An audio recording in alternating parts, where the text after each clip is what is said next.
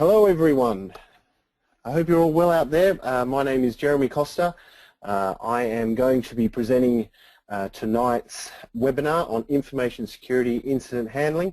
Can I just get a few of you to put in a yes in the chat so I know that you can all hear me okay?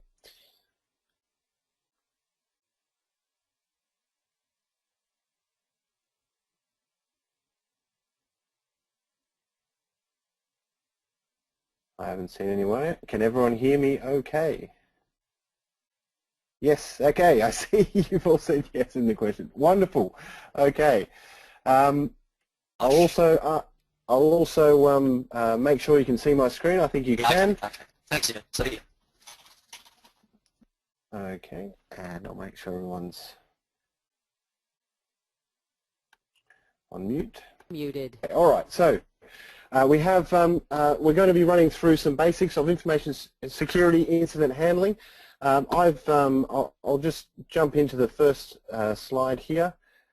I'll just introduce myself quickly. I'm Jeremy Koster. I've been in the IT industry for about 20 years and in information security itself for 10 years, dedicated in information security roles. I have a number of qualifications ranging, I don't tell anyone this, but I have my MCSE all the way from NT4 through to 2003. Don't judge me. That's a history. I come from basically an IT support background, and I've been accruing security certifications along the way as well, like GCIH incident handling and pen testing, also the CompTIA Security Plus, the CISSP. I've also done the Masters of Information System Security, the master's degree that this course is a part of in a broader version. So I did that about 6 years ago or 7 years ago, and I highly recommend you to consider doing something like that if you want to broaden your understanding of the profession. I've also been working in large telcos for the last 10 years, large Australian telcos, as an information security professional, performing functions all the way from incident handling, testing, governance functions, and also strategy and architecture. And I really enjoy it. I'm very passionate about Unmuted. about the profession and the industry itself. I find it a very satisfying industry to be a part of, and I hope you all can get that kind of enthusiasm as I run through incident handling. I've been lecturing for IT Masters and CSU for about 3 years now. I also run the CISSP course, which I enjoy as well. But I really do have a soft spot for incident handling. To me, incident handling is where the rubber hits the road. There is basically it's the front line of fighting the bad guys. I mean, that sounds a bit corny, good guys versus bad guys, but really, when you're dealing with an incident, you're really fighting directly and defending the organization directly against sometimes people who have ill intent for your organization. So it's a really interesting field. It's an interesting discipline, and it's hard to get right. It's taken me a number of years to really understand the nuances, to make sure that incidents are handled consistently and well, and that's really a good way to protect the organization. So we'll dive into it. Before we actually do dive into it, there is a bit of an intro to the online IT Masters course from Jason Howarth, I believe. If he's, are you online, Jason? I am indeed, Jeremy. How are you? Good, thanks. How are you? Can you? I'm great. I'm really good, thanks. Great. All yours. So am I ready to go? Okay. Yeah, Can we just? I might get you to advance the slide, Jeremy, because I don't have control here. But welcome everyone. My name is Jason Howarth. I'm a course director at Koster University. Don't want to take too much of your time tonight, but really do want to talk about Our IT Masters courses that we offer at Charles Sturt, Jeremy mentioned the Master of Information Systems Security. We do have a Masters here, and the topic that you're looking at in this short course, Information Security Handling, is based upon the one of the subjects within our Master of Information Systems Security course. I'm not actually seeing the slide advance, Jeremy. Is that my screen? Or is You're that... right. I'm terribly sorry. There we go. Great. It just wasn't showing my screen. I hope you're seeing it now. Yeah, that's perfect. So there's the Master of Information Systems Security. It's a professional IT Masters. It consists of 12 subjects, divided into 8 core subjects and 4 elective subjects. It is designed as a Masters for people who are working in the industry. It's got a great mixture of academic content. You can see there on the left-hand side covering things such as cyber law, digital forensics, information security, as well as more industry-focused content. So we have a subject there, incident response, which is a subject that's actually similar to the MOOC or the short course that you're looking at tonight. And these industry electives there that you see typically correspond to different industry certifications within our course. So we've got one that is based on the CISSP, one that's based on EC Council Ethical Hacking, one that's based on the Incident Handler exam. So the idea is this course is highly industry focused and really suiting people who are working or wanting to work in the industry. Another thing I should mention is that there is a pathway for people into the course without an undergraduate degree on the basis of professional experience. So if you don't have an undergrad degree but you have been working in the industry for 3 years or more, then there's certainly a pathway into the course. To find out more or to see if you're eligible, you can go to itmasters.edu.au. Always happy to hear from people too.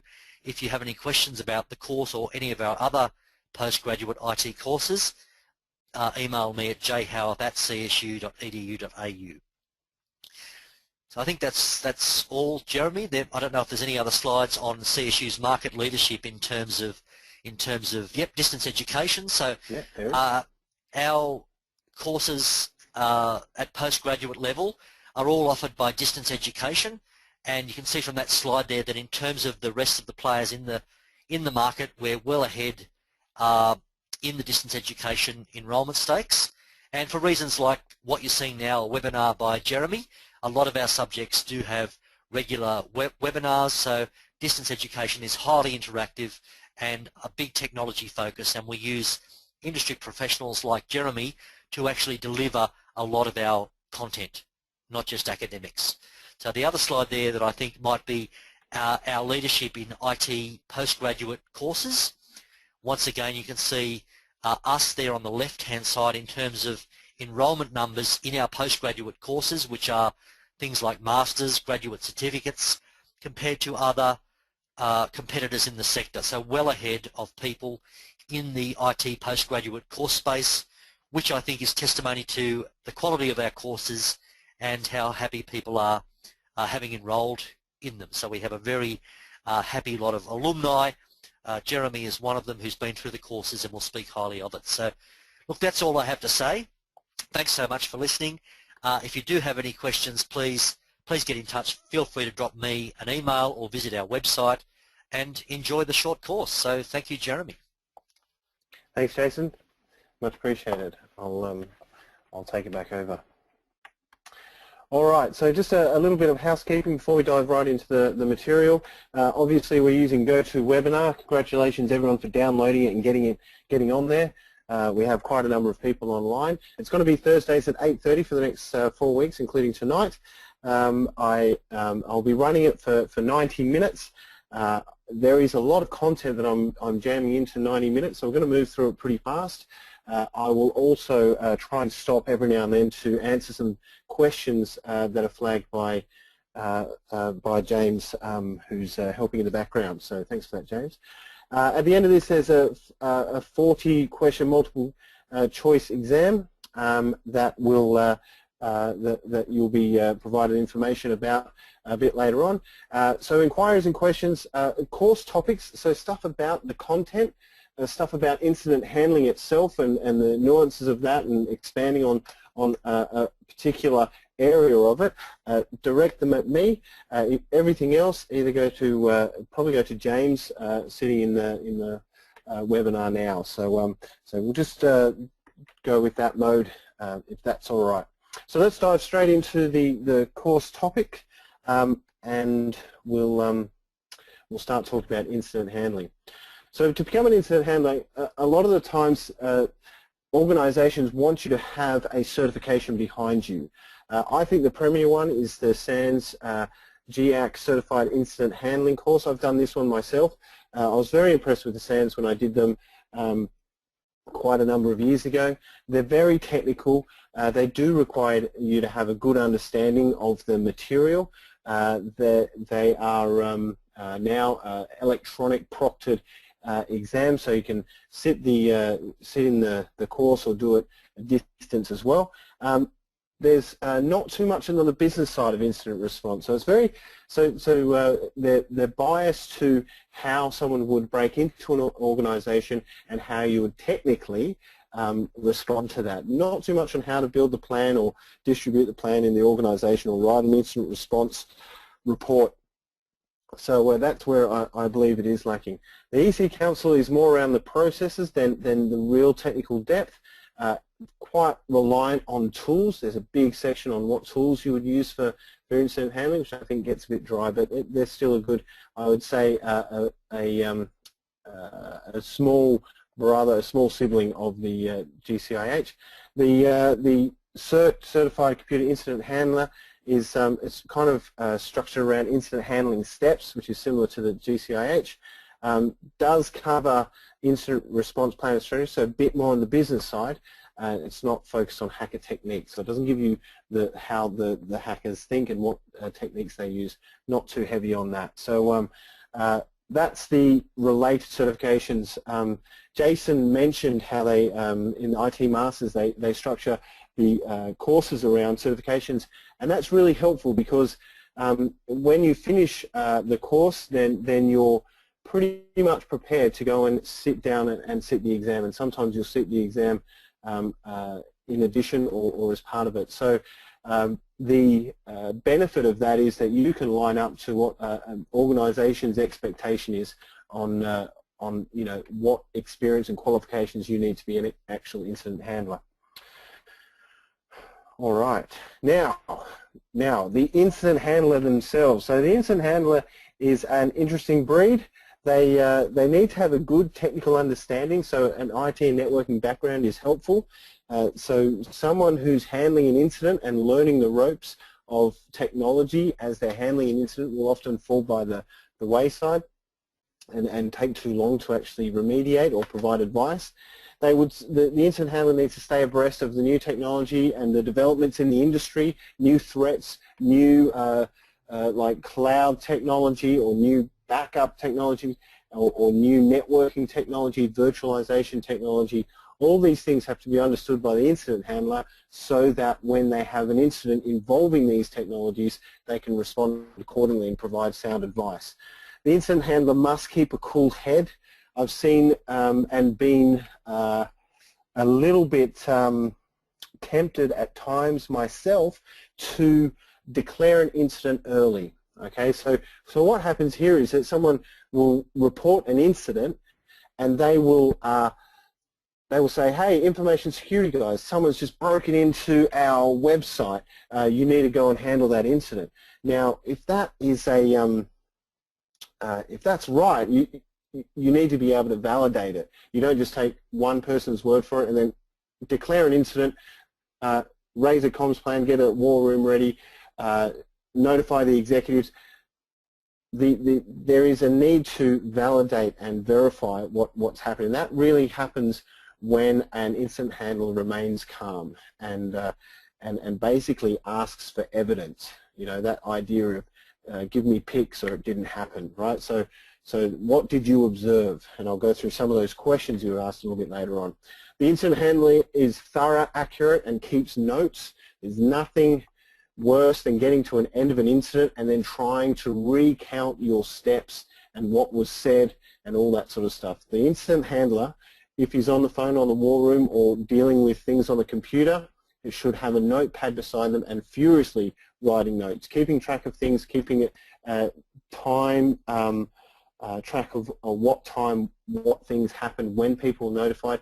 These things are really important to understand when you're writing your incident report. So the incident handler keeps notes and is thorough.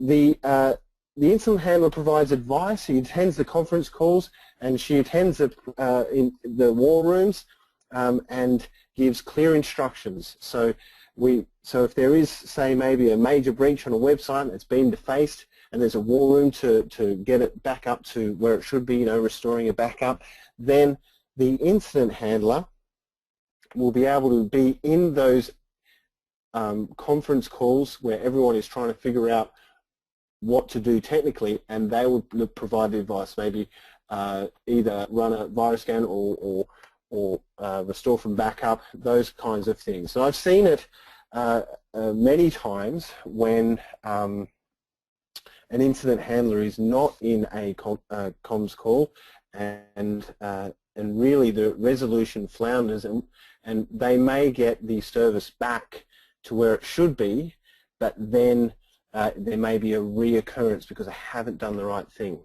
Okay, so it provides good advice and also provides good incident reports.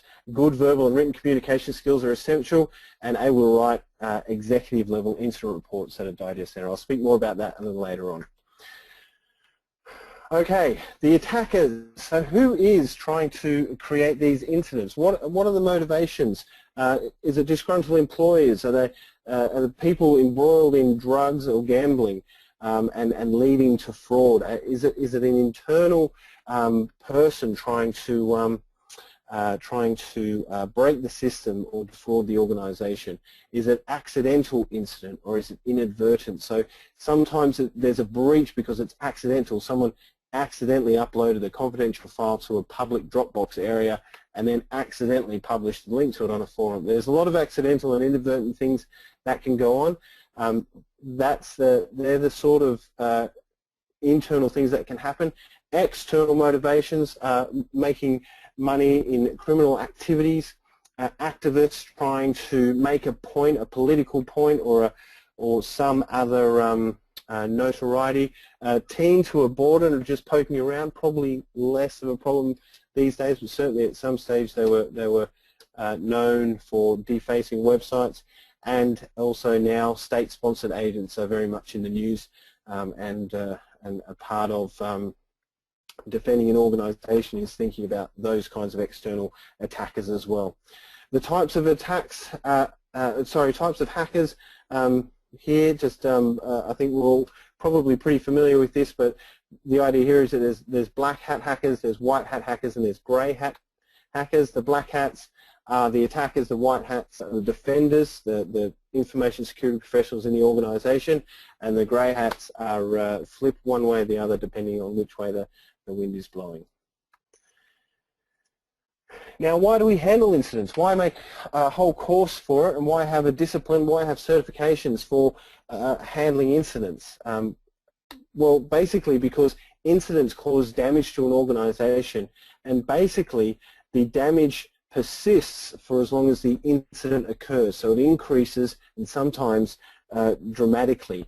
So the idea here is to limit the tangible and intangible damage to the organization. By tangible, I mean pretty much direct financial loss. By intangible, I mean by reputation and brand. So these days, brand and reputation for public companies or high-profile companies is absolutely paramount. You don't use the services of an organization you don't trust. So these things are very important. So organizations want to limit these incidents within their organizations and limit the damage and keep their reputation. So that's why we handle incidents. So we also handle incidents to guide those operations staffs in the necessary steps to resolve an incident and make sure it doesn't happen again. Also to provide executive level updates. If you can provide a clear and concise message to the executive on where the incident is and how it's being handled. That is invaluable. And ensure all incidents are closed properly as well. So there's no loose ends and ways to get back in and create another incident. We also handle incidents to identify remediation activities. So as you're going through the incident, you can see the chain of events. Now this is commonly called the kill chain, is the types of controls that you would use to stop that chain of events that happens to an incident. And those recommendations I typically break up into tactical, what can we do now for not much money, and strategically, how can we modify the environment or the organisation to resolve these issues long term and at a higher level. And then finally, it's also in education awareness. We want truth and clarity to the executives. They need to know what's going on in the organisation and have a record of the incident that have been handled in the past, and you can draw back on this. You know, how many incidents have we had this year, the year before, and try and trend it and see what's going on for the organisation. Then also to increase the understanding and knowledge of risk in the organisation. So if you have an incident and the organisation handles it and then it does nothing with that information afterwards, there really is a lost opportunity to educate those people who are running the business, you know, the executives and senior management, that there are risks to running a business and how to protect themselves from those risks. So I find that really quite compelling. If we can serve the purpose as incident handlers to make businesses more robust and actually protect themselves against damage, we're actually doing a good service not only for the business but also for humanity. I know that sounds a bit lofty, but I find it actually quite satisfying. Okay, now I'll just check. I'm just going to try doing these questions as well. If James has flagged any questions, I'll try and answer a couple of them now. Okay. Okay, I've got a question here. Oh, how's that? So, Aaron, thank you. You say, hey, Jeremy, it'd be really great if you share some real-life examples too. So I might just show this on screen. It'd be really great if you share some real-life examples as well. Well, that's what I'm about to do. So in the slide that you can see now, you can actually see a number of examples of that, and I'll run through those shortly. I'm just looking for any other flagged questions. And I believe the CISSP course will be organised again, Manus. And okay, here we go. And what criteria do you use to declare an incident? Excellent question, James. And we'll cover that off in I think in about the next 4 slides. So I'll jump back into the content. But excellent questions. All right. So incidents in the press. So these are the ones we really know about. There is a really good report, the DBIR, the Verizon Data Breach Incident Report. I will post a URL to this report. I believe this is fantastic reading for any security professional, and particularly for incident handlers. You can really get a good understanding of where the risks are for your business, and they draw upon a huge body of incident data. It's phenomenal and really should be commended for how well it's put together. This year has been particularly interesting, and I'll put a link to it in the forum on learn.itmasters.edu.au. All right. Now, so in February 2013, I've just grabbed these as fairly major events over the last 18 months. There's a couple from 2013 and one from 2014, some very well-known brands here. But I like this top one from KRTV because it's in this area in the States called Great Falls, Montana, and the emergency alert system was hacked. And they actually broadcasted a message saying dead bodies are rising from their grave, and it made it into the news. Just hilarious. A good hack, a bit of fun. Obviously not lawful because they were breaking into a system they didn't own, but it was actually a really interesting hack. The second one there on the slide is the JP Morgan case in July, November and December. Now I'll give you 3 months there because July is when it happened, November was when it was discovered by a third party, and December was when they actually fessed up to having the incident. Now this is a really good point here. You don't want to leave 6 months, 5 to 6 months between when you've had an incident and when you declare it. Part of being a good incident handler is putting in the systems and processes to identify incidents quickly. One of the stats from the DBIR, the Verizon report, is that the amount of time to break into a environment is shortening. The hackers are getting better.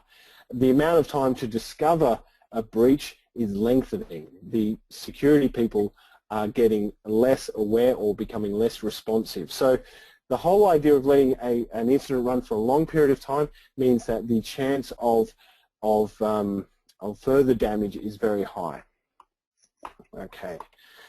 So the one there is JP Morgan Chase. They had 465,000 customer records stolen. They were skimmed from plain text temporary files. Now you wouldn't expect that to happen, but as backups occur, as applications move data around the place, they do have to create temporary files, and these are obviously weren't protected in this case. They found a way in, just lifted them off the temporary files. Not great for that organization. Adobe in August 2013, the third one there on the slide, it has 3 million customer records, and later they said 38 million. That is enormous. Basically, they said that there was they did some malware analysis through their organization. There was some breadcrumbs of information, but not too much, and they had to ask all of their customers to reset their passwords. And actually, I was actually a customer of theirs, so I actually reset my password as part of that breach. In December 2013, this is the massive incident that has been all over the news and has had enormous ramifications for the corporation itself. It's the breach with Target Corp, 110 million customer records. It's a really enormous mega breach. It is basically they got in through the reports say they got in through a third party, managed to bounce malware from system to system until they got to the POS systems, and then spread it throughout the POS terminals with I think with the malware called Black POS or something similar, and basically that meant that they could skim credit cards for a long period of time. And even though I think it was identified in December again, it had been in there for a couple of months, and they were able to get 110 million customer records and credit card numbers. And they were selling credit cards, so Target Corp customer credit cards online, and that's kind of how it all came out. Okay, so and that was really done through that phishing through a partner's environment. So phishing is a major way that organisations are, to use the term, popped or breached. That's a major way that organisations find themselves in hot water, is through those phishing emails. So there's some pretty clever technologies to stop that, but still a very serious issue. All right, and in May 2014 this year, eBay had their issue, their incident. There was they actually couldn't determine how many customer details were stolen, but according to the reports, all of those 145 million customer details were actually available to the hackers. Basically, this came from a small number of employee login credentials. So again, phishing, getting a footprint on a desktop that's been used of one of the employees, and using that to get a foothold into the database of customer data, and that required everyone to reset their passwords as well. Okay, so we're going on to slide 12 now. Okay. So just to create some sort of frame of reference, we're just going to go through some information security terms so that, I know this is a bit dry, but it's good for frame of reference as we move through. Usually risk is a combination of likelihood and impact. So likelihood is the probability of that event occurring. I know a lot of information security people say, well, that's terrible, that's definitely that's got a high probability of happening, but does it really? And really good information security people will have a good understanding of the probability of the risk. The impact is basically what the damage will be to the organization if the risk is realized, if the risk actually comes true as predicted. So the likelihood and impact together create that understanding of risk. There's also 3 pillars of information security that are commonly expressed in courses such as this as confidentiality, integrity, and availability. These 3 characteristics of assets are what we are trying to maintain when we're handling incidents. We want to keep confidential data from unauthorized disclosure. We want to prevent unauthorized or improper changes to confidential data or data that is of worth, and we also want to ensure that the availability of systems is not disrupted and the quality of service is maintained. So this is some key terms for information security. Okay, and then we can jump now into some of the guts of incident handling. So one of the terms that I usually use in an incident is a threat scenario. So if we're looking at what type of things can happen in an incident, we are looking at threat scenarios. So very much like the incidents we're talking about, just the ones in the media, they'll always have an actor, a negative impact, and an asset, right? So this is how we theorize about what can happen in the environment during an incident. And really, the threat scenario is the main mechanism in which we communicate security risk to the business, right? Because it puts it in business language. It's no good saying, oh, that SQL database will have a bad command run against it. The business person won't know what that means. And it's no good saying, oh, that cross-site scripting attack will be able to get a cookie off a customer's machine. Again, the business person goes, well, the cookies, feeling hungry, but they won't know what that actually means technically. Okay, so that's these threat scenarios allow us to boil it down to that business language. So there's 3 components of a threat scenario, and it's a good idea to remember this as you're going through doing risk assessments and a risk determination. A threat scenario is a way of explaining the risk to the business. So the 3 areas is an actor, a negative impact, and an asset. All right. So an actor, bad guy, good guy. All right. Could even be a good guy doing something inadvertent or accidental.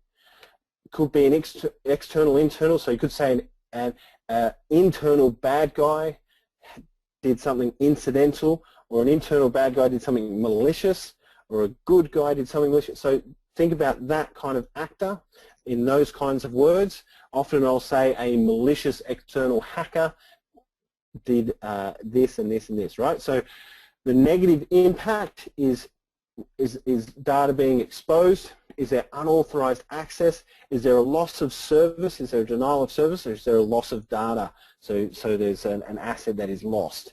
So these sorts of things are what can happen to your asset. So you think about what the business person doesn't want to happen to the assets of their organization. And the asset are those things of an organization that are of worth. And I boil them down to 2 categories, the 2 at the bottom of the list there, confidential information and privileged functions or business functionality. Okay, so I'll break that down a bit more.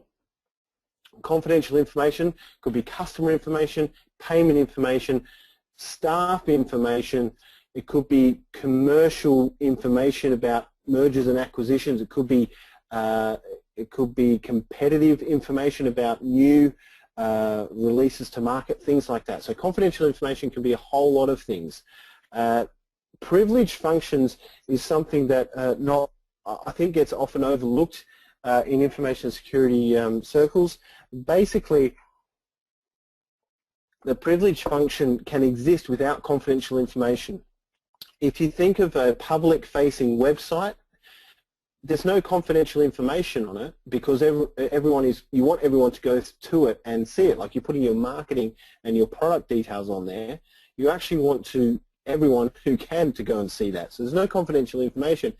But the asset of the website, there's a very clear asset, is the privilege function to be able to change that information. So we want to maintain the integrity of that information, and the asset there is actually the access to that privilege function, so the credentials to allow that privilege function to occur. And also business functionality. And what I'm talking about there is take the example of the website again. Someone brings that website down, no one can actually see it. So that business functionality is what you're trying to keep available and keep up and running. So that's in the area of denial of service. Okay, I'm just going to check for questions again, see if there's any flagged. There's a few flagged here. Okay, Roland asks, more on the defensive side, having good response disclosure helps to attack grey hats to become white hats instead of black hats. Yes, that's right. Yes, so good. So there's a good discussion there, and I would encourage you to go and open up a question on the discussion about responsible disclosure. Organizations that are writing software often don't appreciate the direct disclosure and ask for more times, but sometimes they also take too long to resolve the issue, so disclosure is maybe needed, but very contentious issue. But yes, it can help grey hats to become white hats instead of black hats, definitely. The actual responsible disclosure is not covered in this course. That would be more around the vulnerabilities of software and how to protect against that. Hannah is asking, what is a partner's environment? Partner's environment is basically a third-party environment. So if you've got an organization, you're inevitably going to have to deal with third parties and partners or suppliers of goods or services to help you sell to your customers. So you'll have third-party partners, you'll have your own staff members, and you'll also have customers. And often, as a security professional, you need to think about how you provide access to those third-party partners, because sometimes they need access to your environment and your systems to help out, or sometimes they even handle assets. So you need to understand how they are handling the asset and being secure as well. And in the case of the data breach, it actually meant that they lost some. It was a key element of the data breach, their third-party security. Is there any time limit to reactify and mitigate the attack according to 27K criteria? I don't think so. So no, I don't think any of the standards actually provide a response time. PCI requires you to have an incident response plan and to test it. That's very good. 27K, the 27, so I'll explain that. The ISO 27001 and 27002 are well-known standards in the industry for implementing security controls and security management systems. They are good practices to take on board for your organization, and I believe they have a section on incident response in there as well. But I don't think there's time limit. Really, if you've got an incident occurring and it's hurting your organization, the time limit will be imposed by your executives.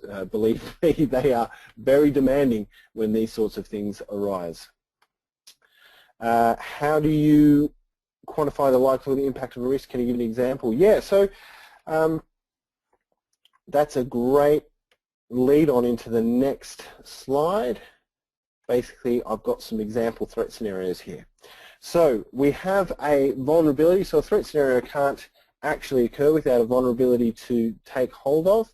So the vulnerability here is staff have been storing corporate credit cards on Pastebin. Now Pastebin is a site that allows you just to dump data, basically just text files, in a public area. It requires no sign up or anything like that. You can just dump stuff in there, and it is open. Often this is where hackers go to dump passwords and things like that. Pastebin has become a bit of a dumping ground for confidential information that has been breached. So this is not a good place to store corporate credit cards. It might allow other admin staff to get access to those corporate credit card numbers and use them for online purchases, but it certainly doesn't keep them confidential. That is a vulnerability. The threat scenario here is an external attacker may gain unauthorized access to the list of corporate credit card numbers. Okay, so an external hacker is the party.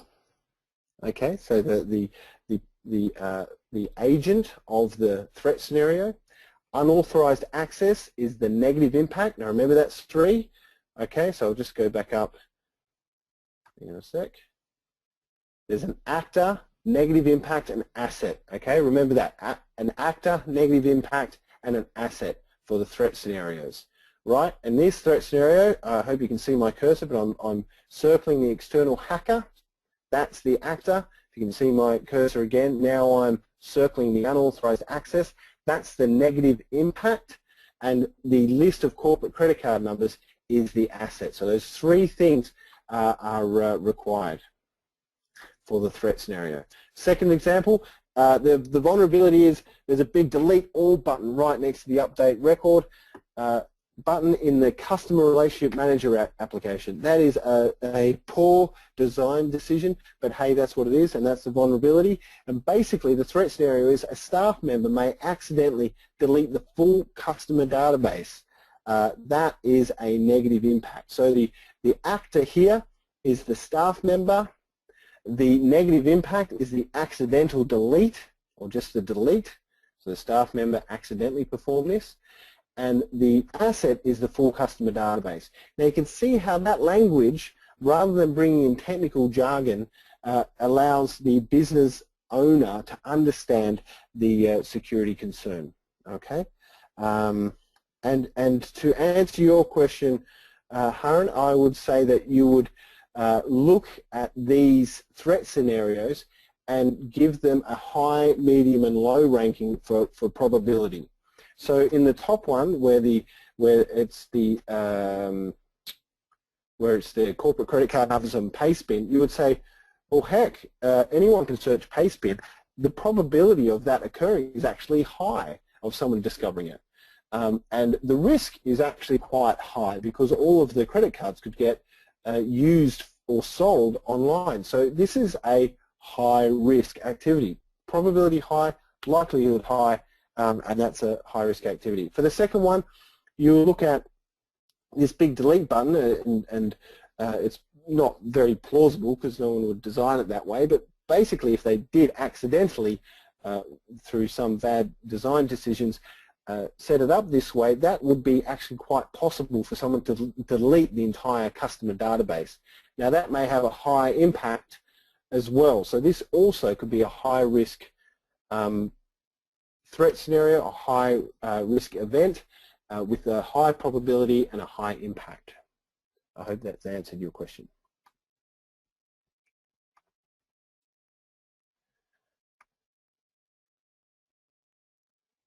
Okay, hang on a second. All right, so let's get on to the next slide. All right, now an incident versus an event. Now I'm answering a question here as well that was posed. Basically, incidents can have a number of qualities about them, and they aren't always for harm or intent of harm, but they often are. If there is malicious intent, then usually it's a security incident.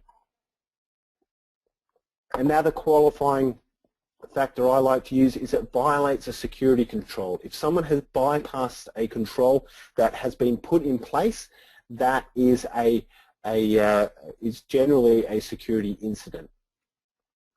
It indicates privileges greater than authorized. So if there's unauthorized access, right, or if the incident has occurred and it looks like someone can do something they shouldn't be able to do, that's usually a security incident, okay? And also the exposure of information asset or privileged function to an unauthorized party. So if there's a hint that someone's been able to expose an information asset and it's not actually been accessed yet but it's out there, then that is also an incident. Or if that privileged function has been exposed, then that's also an incident. There is a potential for harm, grievous harm. And sometimes when it's not really an incident, but the security guys have to get involved, is when there's press attention about a situation. Sometimes the press, or often the press, misrepresents a certain event and gets the facts wrong. I mean, they've got a tough job trying to collect all the evidence as well. And sometimes that's represented incorrectly. And if there's press attention, there generally needs to be security involvement to try and get it down. Now, that doesn't mean everything about the press, but usually when it's a technology issue, a breach issue, and there's press attention, it is availability. It may be affecting the availability of the system, which is one of the three pillars of security, but generally the operations guys will come in with a new hard disk, put it in, restore from backup, and it's not something security needs to investigate. However, if a backup is taken, that backup is shifted to an off-site location and someone loses that backup tape, that is a security incident because there's a potential of unauthorized access for that data and they have to try and get it back. Some examples here. Okay, so the client contact database ends up on a published Google Docs spreadsheet. That is an incident. Okay, so if someone can access it unauthorized, that's an incident. Backup process fails, security incident? Probably not, just a failure that needs to be worked on by the security ops team. The technical operations team. System administrator creates a new user. Depends if they were allowed to or not. Generally, a system administrator has privileges to do that, but if it's not their role and they have privileges but they're not authorized to do that, then that would be a security incident. But if that's something they're allowed to do, then sure, that's just an event. Backup tape is lost in transit. It's the one I just talked about, and yes, that is a significant incident. Line manager approves a direct report's expenses. Now, if it's something they're supposed to do and have authorized to do it, then that's not really an issue at all, but it is just an event. Together with maybe another event, it can become an incident, but that on its own is probably just an event. Okay, so you get the idea here that when someone reports an incident, you need to qualify that it's not just an event occurring, that you need to see to validate to declare the incident. All right, now we're going to dive into the incident handling process. All right, on this slide.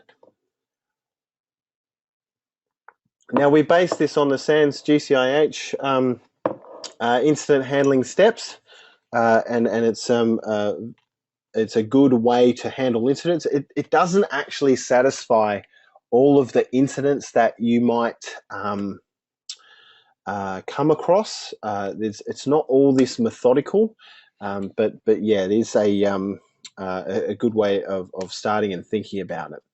So basically, they bring out preparation, identification, containment, eradication, and recovery. And then the final one is lessons learned. Now, during an incident, it's only the middle four, identification, containment, eradication, recovery, that usually happen relatively quickly and are quite urgent. The preparation and lessons learned, you generally have more time to take it in and do the preparation you need, and also to implement the strategic recommendations from the lessons learned. I'll jump through each of these, and I'll just check for questions again.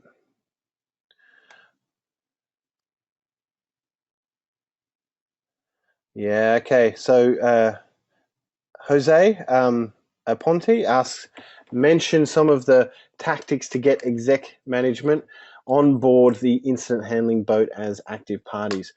I'll cover that a bit more off, but I have found that the most important thing when dealing with incidents is providing a professional incident report. Okay, so it is really important to understand the incident, handle the incident, mitigate the risk, provide good advice during the incident. That's really valued, but nothing sticks as well as a well-written report with good graphics to show how the incident occurred, the tactical and strategic recommendations.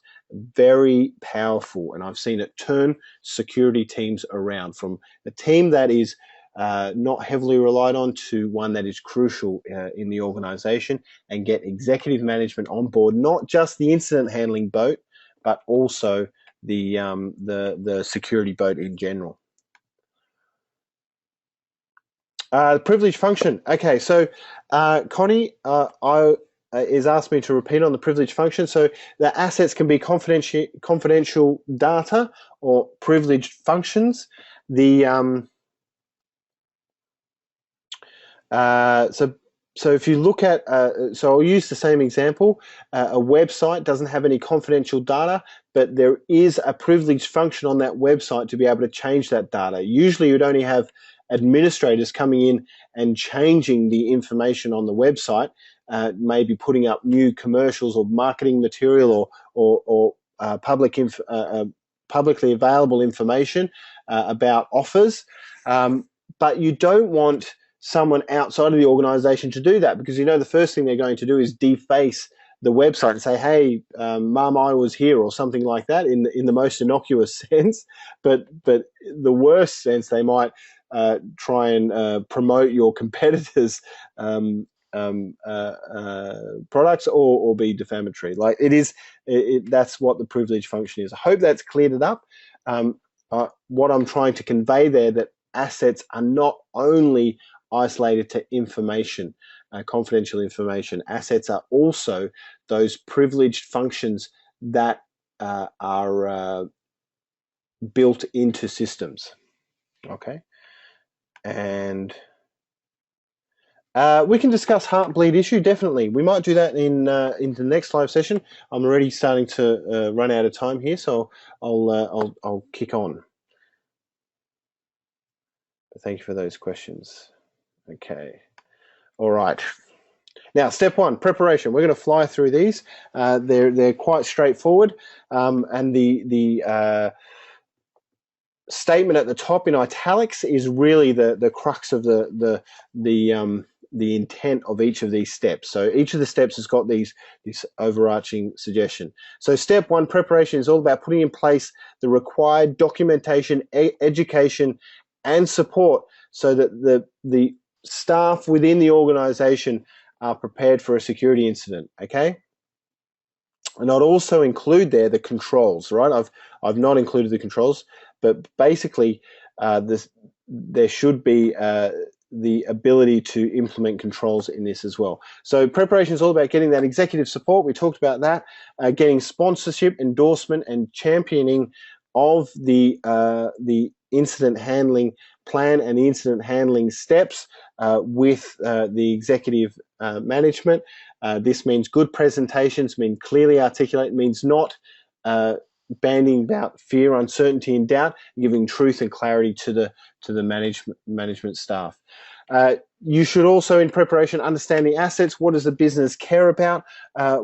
Does it care about its confidential information? Does it care about its utility systems, or does it care about its reputation? What does the organization care about? You should also understand the security controls in the organization, and maybe even bolster some of them if you're preparing and thinking about how those assets can be attacked. Should have physical, procedural, technical controls. So physical controls, we're talking about gates and doors to get into your facilities. Procedural are about, incident handling standard is a good example of a procedure or a process that will bolster the security of your organization. Technical controls, maybe IDS, IPS, firewalls, anti-spam, web proxy that filter out viruses. Those kinds of things should be considered. Environmental security controls are important as well, and also monitoring controls. So in the preparation phase, if you're looking at your assets and where you want to protect against, you may want to monitor certain systems to ensure that there's nothing bad going on in those systems, and aggregate that monitoring to like a SIEM environment. Then the preparation is all about putting together that incident response plan. Once you've got a good understanding of the organization, you want to be able to ensure that people understand how to identify an incident. So when a staff member sees an incident, you want them to be able to go, hey, that's an incident and I need to call the information security people. So they should have awareness about what to do with an incident when they've identified it. And then the incident response plan should be refined as well. And you can do that with tests, testing the incident response plan. Also, for preparation, resourcing is really important. Get the equipment and personnel right. So if you're getting the executive members on board, you'll be asking for people and equipment. So money and resources from them to help you set up this incident handling team or incident handling capability. Then also preparation allows you to put together roles and responsibilities. You have a security operations center, a SOC, and you have a CERT, a computer emergency response team. So the SOC watches everything in the organization and goes, ha, there's something bad going on here. We better call the CERT so that they can respond to this incident. And the CERT gets up and goes, there's an incident. I'm going to do something about it. And then also to put together who needs to be communicated with during an incident. So preparation allows you to think about all of these things and be completely prepared for when an incident occurs. Now, on the next slide, when an incident actually does occur, you have to identify it correctly. So identification phase is all about verifying, validating, and declaring an incident. And when you declare an incident, it's something that requires attention of the incident handling team and needs the dispatch of resources. Okay, so you're putting people on it straight away to resolve it. Okay, so that's really important. So you've got to identify an attack. Okay, so it's abnormal behavior. Is that network? What does abnormal behavior look like on your network? If you're looking at a log of your IDS and it's full of details about attacks, is that normal on your network? What does network peace look like? What does it look like when the normal running of the network? And that's you've got to get a good understanding of your environment to be able to identify what does an attack look like. How do you validate it? You also need to detect an attack. So when something's not reported to you from a staff member, maybe it's happening under the covers, and you need to be able to detect it. A lot of these events or detection capabilities come from anti-malware software, IDS, IPS, the firewall logs, all those logs that you can see there, and monitoring of files and configs as well. When things change for the worse, then identification relies on the detection of these things. And detection of suspicious events, some examples of suspicious events that we might like to look at is failed logons. Okay, that's a bad one. If there's thousands of failed logins, you can be pretty sure it's either someone's iPhone trying to collect webmail, or it's someone trying to break into your Active Directory. Account creation, sometimes when hackers get onto a system, the first thing they do is they create an account so they can get back in. The presence of cracking software where it shouldn't be. Presence of viruses. Often when a web server has a vulnerability, the first thing that will happen is that viruses or malware will be uploaded to the web server so that it can be used to spread malware further. Crashes in a system, that's often when there's some malicious software on a system. It can be using resources or be trying to do stuff on the system that cause it to crash. That is can be a suspicious event.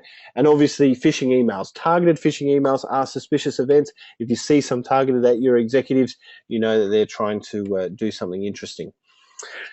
So the first questions you should really ask is during identification phase is what are the motives, right? What's the means, the operations, and the means, opportunity, and motive. Okay, this old meme, the old mum acronym. Basically, you are looking for why this is occurring. Okay, what is the benefit? What does the attacker get out of it? And often I found that you can come up with all these theories why this is happening, and 9 times out of 10 it will be the unglamorous truth. Okay, it'll be the thing that is most likely. I know that sounds obvious, but sometimes security incident handlers get all caught up in the incident and come up with conspiracy theories where they should be just focusing on what is being observed and what is the most likely occurrence. Also looking at who reported it and what did they observe. This is a key question. You don't want to take the interpretation of someone who is uninitiated in the field of information security. If you've got some experience of incident handling, you ask them what did they observe, and that will give you an idea of what they have seen rather than an interpretation of what they have seen. They might be saying, we've been hacked. And you say, well, what have you seen? You said, well, I noticed that my web browser started flashing up, you should buy these things. And you say, well, we haven't been hacked. You've just visited a dodgy site that's got advertising on it. And you've taken that interpretation out and say, what have you observed? That's a key question. First request of system administrators, you say, I want logs. Give me the logs. Start copying logs off. Too many times we're dealing with an incident. We'll forget to ask the sysadmin for logs, and then later down the track, they won't be able to provide them, and also perform backups. And then you need to determine scope and severity. Where is it spread? Is there external knowledge of the incident? Is there brand damage likelihood? And then assign an incident to a handler. You say, this is an incident, I'm declaring it, or now I'm assigning it to a handler. And then you inform the executives and authorities about what is going on as needed.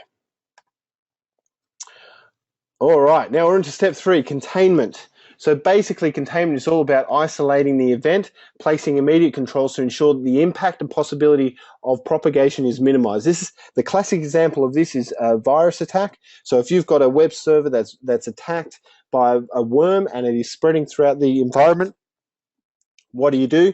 You pull down that server to make sure it doesn't infect other machines. That's the classic example here. So you minimize the impact of the incident because damage increases with the duration of the incident. That's a pretty clear principle. You might have outages, data loss, and brand damage if you let the incident continue. The strategies for containment are isolation, disabling services, disabling accounts, restricting traffic, and making sure that maybe even putting in firewall rules around a system to stop it from going anywhere, and also pulling the plug on the system if it gets drastic.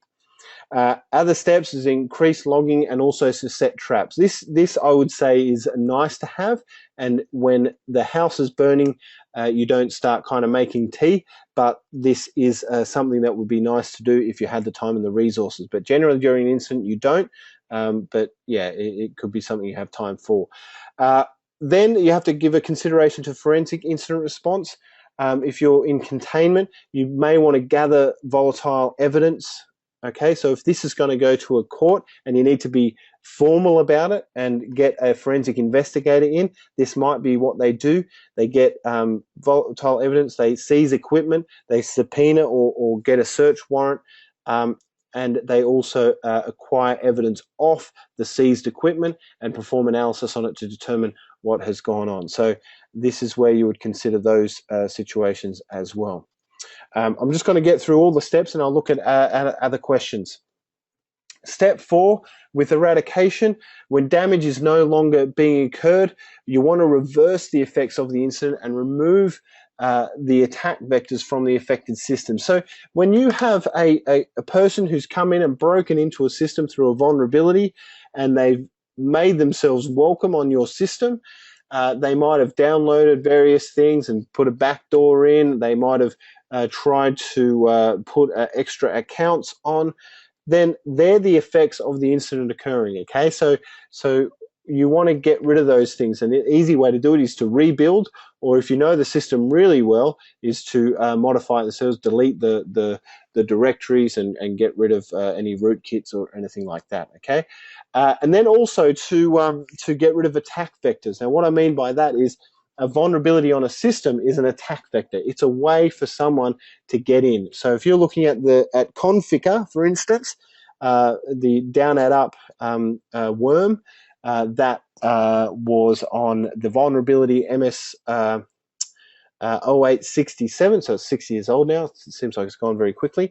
MS 0867 was basically a vulnerability that allowed a remote code execution through the network stack on Windows boxes.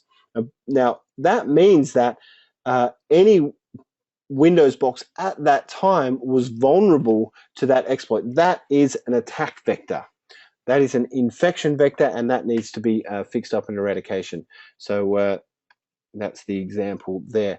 So basically, you want to clean up source and effects. So the source of the incident and the effects of the incident. So maybe it's coming through your firewall into the DMZ server or something like that. You want to clean that up.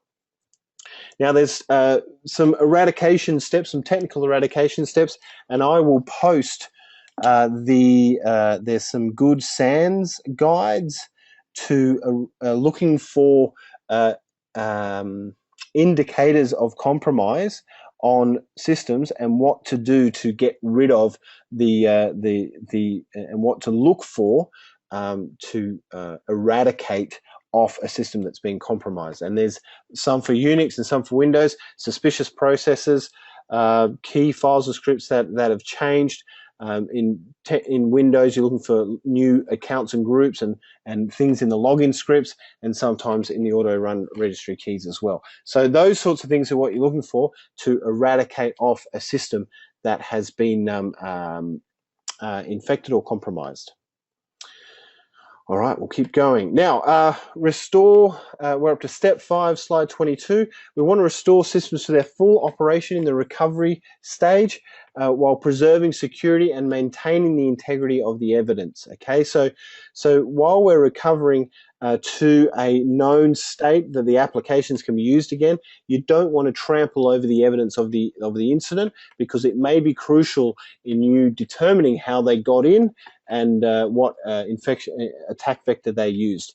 So the ways to do this, you can do a full system restore back to known good media. You can do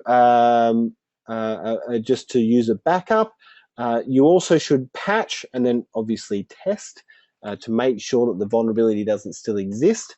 You should also, before this occurs, in preparation phase, work out your recovery procedures.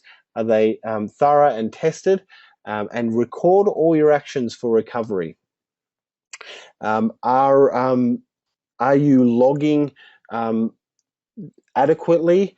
And you may like to include specific rules for reoccurrences of the incidents, and also ensure that communications go out. So you want to delegate to, and often when you have an incident occurring, the whole team's working on it, it's good to have a single staff member who's looking after communications. Okay, they will talk to the comms people, and they'll talk to the executives, they'll talk to the PR people, and they'll talk to the IT people. So it's a key role, but also performing technical advice and performing technical controls and tightening controls may need somebody else. You want to communicate to the users that the systems are back up and running, the business owners and the executives, and you also may need to have an out-of-band comms as well. So if your incident is causing your whole network to go down and you are using VoIP phones, then maybe it's a good idea to get some mobile phones to be able to talk outside of the VoIP environment. All right, now I'll take there's lessons learned is the last step, but I'll have a look at the questions that are flagged. There's a few more there. That's great.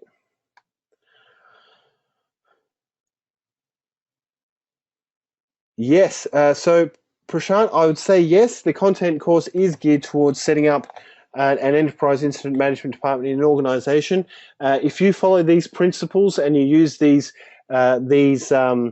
steps, this is world-class incident response.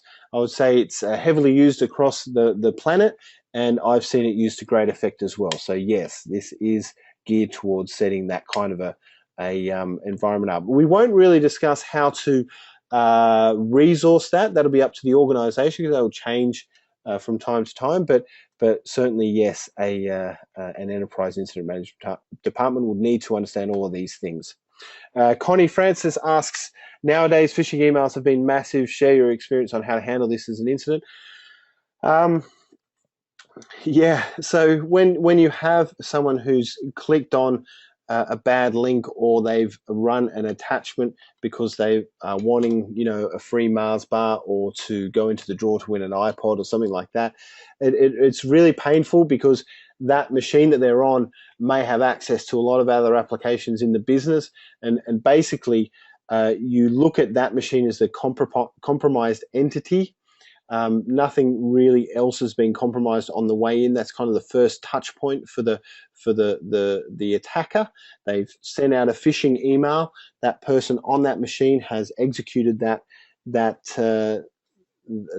bad attachment, and has got themselves infected with whatever malware, whether it be a run-of-the-mill malware that everyone knows about, or something custom made that gives the attacker a landing spot inside the organization. So when that occurs, you hope that you have monitoring system in place, some very good controls that can stop this. A lot of people bag out anti-malware, but I would say this is the first point of call. You do need anti-malware to stop a lot of the incidents, and it also reduces the time that malware like this has on a system. So even though the malware may not be identified by the antivirus software when it lands on the system, within a couple of days it may come into the signature and then get removed. So you're hoping that you've got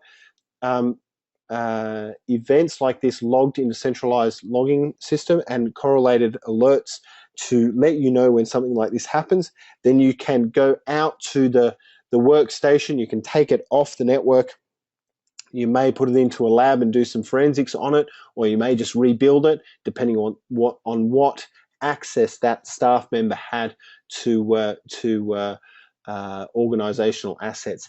But yeah, it's a major thing. You're right. It's massive. Users are a big target. I hope that's answered your question, Connie. James Quine asks, with new variants of malware, how do you know the system is clean? Especially as malware may have bypassed the AV, how often does this happen in your experience? So it happens regularly and often daily in a large enterprise. There will be there'll be attachments and viruses that will come in through the front door that are not known by the antivirus software, and soon they will be known. But one of the most powerful things you can do is to educate your staff members so that they are aware of what is good to do and not. So the best procedures, and not opening attachments from suspicious emails. And sometimes they're very compelling, so it's hard. But yeah, that's it does happen quite often. But still, it's very important to run AV. It is not useless. You asked earlier, James, what reference material? I will post some reference material to the forums in the coming days. Some of those things like the DBIR and also the SANS guide for indicators of compromise. And Ryan LaRoche asks, can you repeat what MOM is? Yes. So MOM is means, opportunity, and motive. And I think it's often used in the law enforcement industry. Basically, when they have a crime occur, they say, what is the means, what is the opportunity, and is there motive? And often when we're looking at incidents, we want to find out the same sorts of things. Is there motive? Is there opportunity? And is there means? So looking at those three things, I would say the motive is the most important one. Okay, so understanding why they're doing it. Hope that answers your question right. Okay, all right, now we'll jump back into it because we're running out of time. Step 6, lessons learned. So after an incident, you want a professional incident report developed and put together so you can communicate recommendations with stakeholders. When an incident occurs, it is paramount that a report is written early. Okay, so you want it to be days after the incident has been closed. You want it to come out fresh because that is when the iron is hot. That is when the execs are thinking, ouch, that was really painful. How do we heal? How do we fix ourselves? How does the organization protect itself? The incident report needs to be really quick. I cannot stress that enough. So as soon as the incident is over, the incident team should be busy putting the report together. The other thing is that if you don't get the incident report together really quickly, the evidence goes cold very fast, and often logs that you may not have thought you'd want start to get deleted and rotated. And after you start investigating the incident, you realize actually there's a bit more to it than what you initially thought. You may have handled it, but I guarantee you, when you're handling the incident, you're in the incident, you're not getting a full picture of the incident. You only get a clear picture of the incident when you write the incident report. That's why it's really important to write the incident report quickly. Okay, so I see it as the most important step. That's my I don't think I know of any course certification that says this is the most important step, but in my experience, this is the most important step. Obviously, there's a lot of important steps to get to this step, but it's still the most important step in my mind. All right, so basically you want to get an incident report that has these sorts of contents: executive summary, a timeline, so all the steps undertaken and all the major events. The timeline is really important because it gives that really quick glance of what's actually occurred and what actions were taken.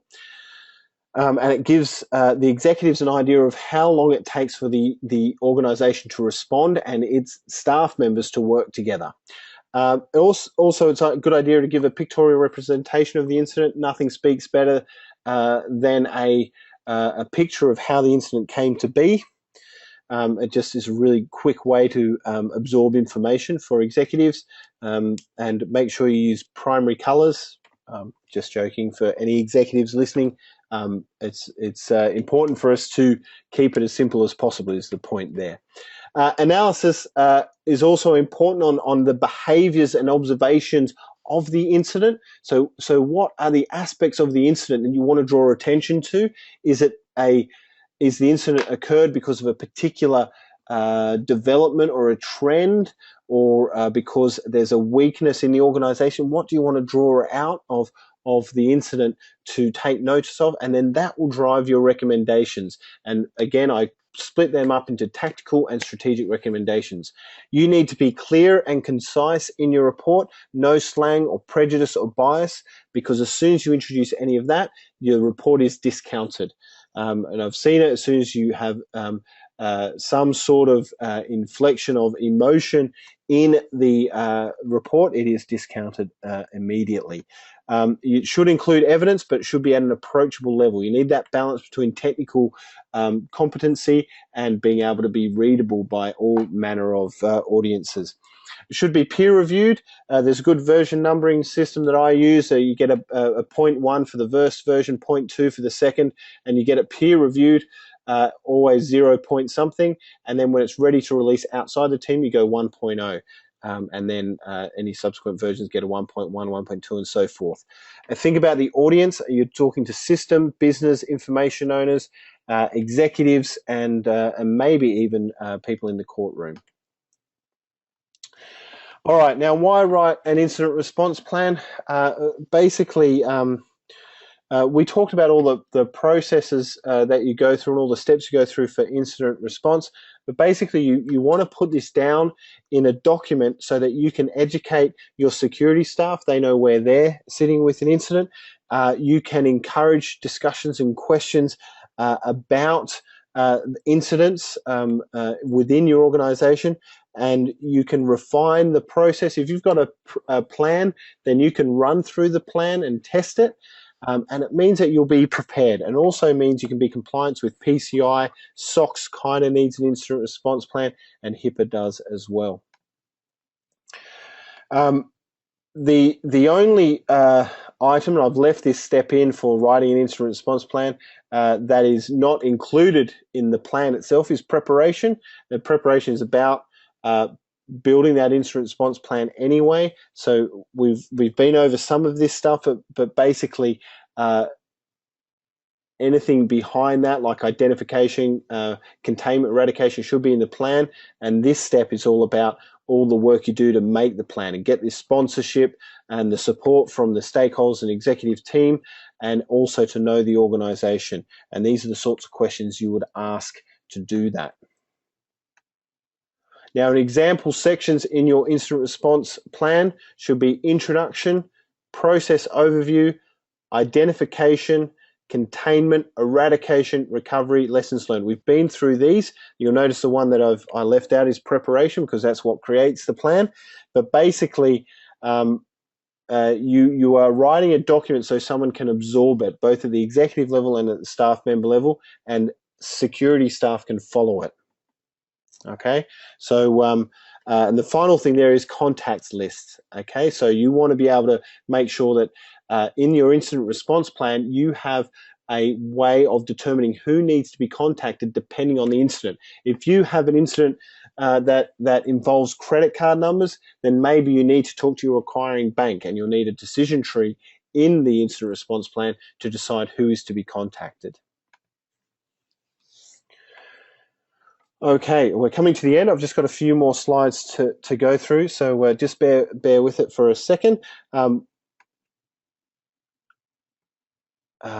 So now this is the incident response plan. Has the first section is identification, and we've been through this, but basically in the through some of these principles. But basically in the incident response plan, you want to be able to provide an explanation to people about what an incident is and have a few examples of what those incidents are. And maybe there's some examples that are pertinent to your organization.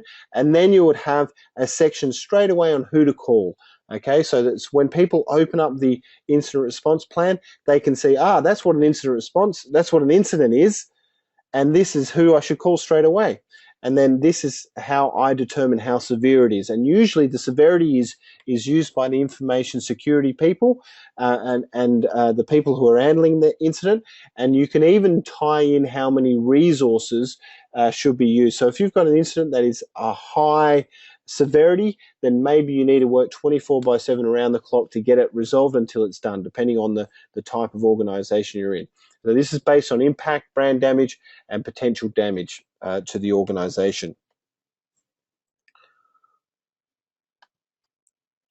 Okay, and then you want to publish the plan. So obviously you have the endorsement now, so you want to put it in public areas within your organization, the intranet, maybe the document management system.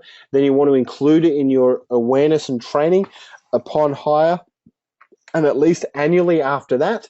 And then maybe during your embedded in your security publications that are regular throughout the organization, like newsletters, roadshows, general organizational announcements, just to get people aware of what to do when there is an incident. And then one of the final things you do is you actually test the incident. You may sit around a table and go, and talk about an incident that is occurring and what you would do and run through it. And that's called a paper or a desk test.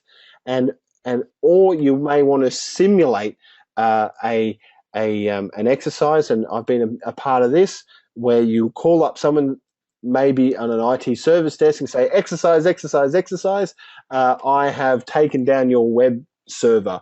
What are you going to do about it? Exercise, exercise, exercise. And it's theoretical, but it uses people in place to run with the exercise, and it's just mock. You don't actually do anything to systems, but they evoke all the emergency staff, and they actually test the incident as it would be if it was real.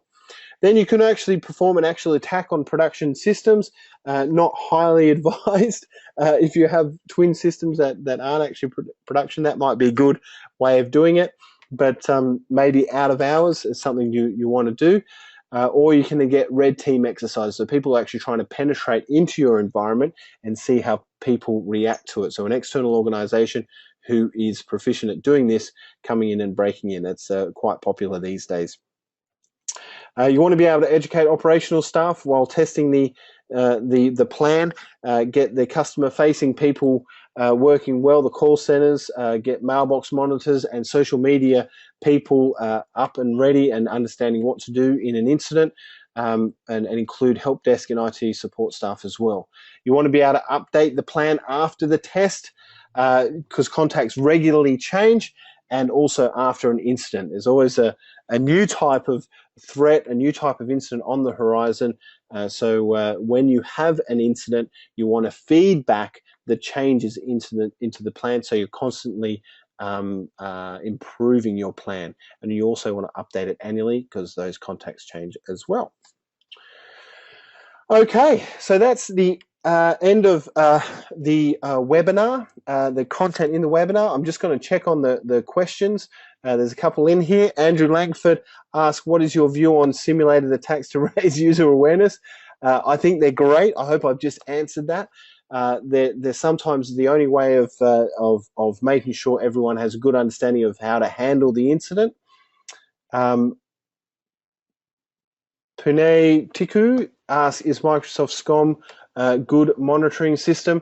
I actually use something else. I used a HP system in my current environment. I've used Envision in the past. I've used a few different systems.